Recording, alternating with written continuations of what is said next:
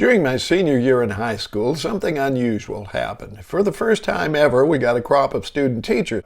They weren't all that much older than their students, of course, and while the girls mostly embraced the new arrivals, in some cases literally, the guys were pretty skeptical of these urbane interlopers.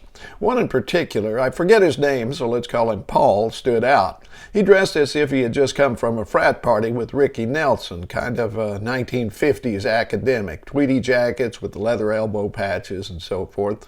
He was assigned to our senior English class, and Shakespeare was his specialty. He was very formal and gave college-level lectures that were lofty and dense, and he expected us to take notes, for goodness sake. Our first test was on the Comedy of Errors, and I hadn't bothered to read it. I punted the test, and it didn't look good for the home team, so I buckled down and actually read Macbeth and Hamlet. Not that I got much out of either one.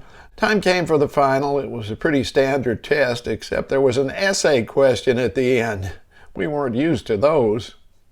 I don't remember the entire thing, but it started off, "Macbeth is a glittering generality," and went on from there. It was one long sentence, filled with similes and metaphors and other verbose verbiage. Voices were raised in protest, but Paul just laughed and told us to get used to it if we planned on going to college. It was a college prep class, anyway. He added, "If I really like your answer, I'll give you an A for the class."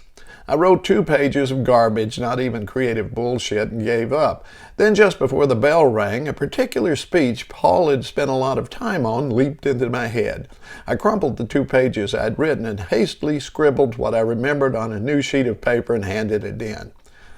The bell rang, and I gathered my books and headed for the door. "Mr. Jones," Paul called out to me. I turned around, and he was holding my test in his hand, emblazoned with a large red A. I left the class walking on air. What had I written? "It is a tale told by an idiot, full of sound and fury, signifying nothing."